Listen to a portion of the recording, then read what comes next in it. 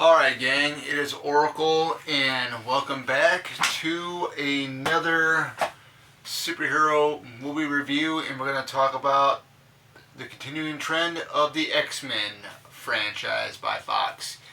And next up is X-Men 2 or X2, X-Men United. I remember the day that I saw this in theater. I remember exactly. I was seeing it with a best friend of mine and his mom. We went to go see it. We were on our way there to the theater. Of course, the theater is connected in with the mall. And we get close to the mall, and there's a big cloud of black smoke coming. We pull up into the back parking lot of the mall where, the movie theater is at. So that's the main entrance to get in there, unless you want to go through the mall to get into it. And someone's car was on fire, so that's where all that smoke was coming from. Wild stuff. We get in there. This movie was on 2 screens. The showing we had, we were lucky enough to get seats because this was pretty much almost sold out. They still had tickets for the showtime, but no seats left. People were sitting in the aisles watching this film. This film was 134 minutes, I believe.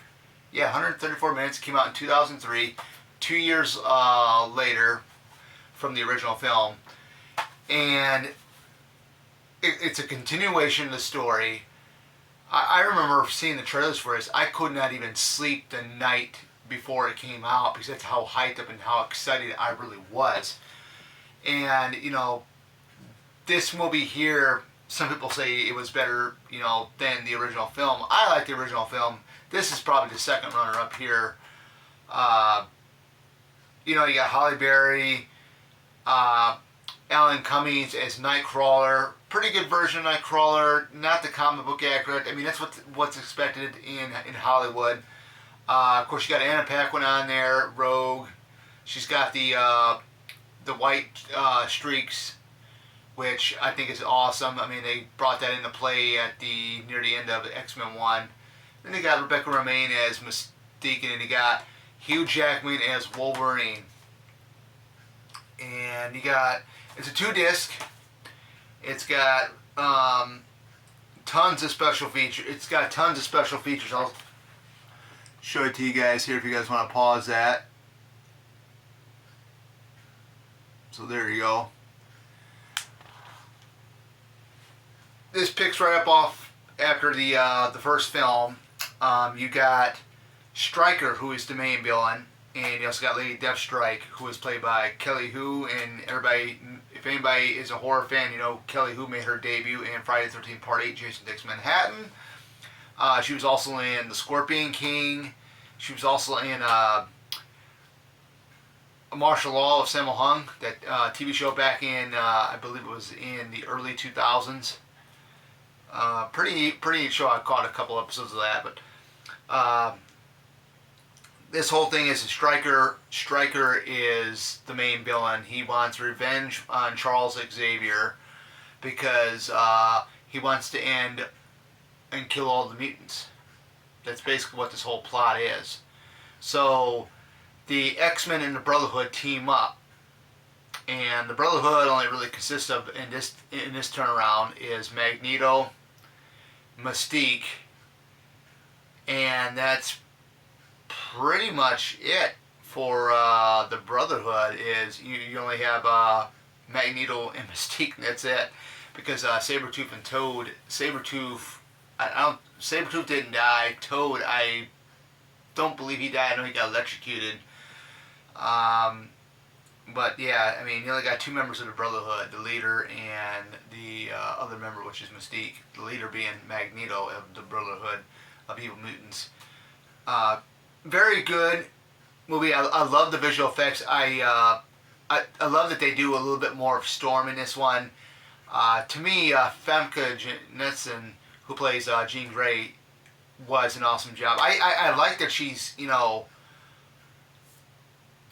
more, we're getting more into the Dark Phoenix, which, of course, anybody has ever seen the the Fox X-Men films, they went straight for the Dark Phoenix. They never went for the regular Phoenix, which they should have, like they did in the comics. But that, like I said, guys, that's what Hollywood does, or what the writers do. They try to tweak it and make it different than what it was in the comics. But I do have a X2, X-Men United Souvenir magazine. This goes through everything. It interviews all the actors that were in there, special effects. There's a really good shot of Famke in here. I just love that. I just love that picture right there of Famke right there. It's Jean Grey. She really was rocking the short hair. I think the short hair actually looked really, really good on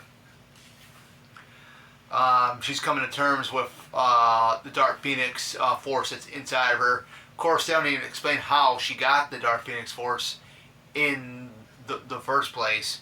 I think X-Men, or Dark Phoenix, really got half of it right. But that was an okay movie, but I own that on digital, but it's another talk for another video when we get to it. But, yeah, I've had this Silver magazine since 2003. So, I really enjoy it. I really love reading about it. The X-Men, they're awesome. The movie X-Men 2 United is just awesome. The fight scene between Wolverine and Lady Deathstrike is awesome. I think it's kind of better than Wolverine versus Sabretooth in the first film. That's how good it is. But yeah, I mean, Anna Paquin does another great performance. Like I said, they don't do much with her character in these films, but we didn't get to see Ropey in her full potential because of the rights. Miss Marvel not being with Fox, something along the lines like that. I don't dig too deep into like all the controversy and the rights, copyright stuff and whatnot with these films, but I think Rebecca Romaine did an awesome job. Nightcrawler, Alan Cummings did an awesome job as Nightcrawler. I love the opening scene where he's basically in the White House and he's in disguise, and they have like a White House tour, and the visual effects, special effects they did for him of his teleportation was just unbelievable, mind-blowing.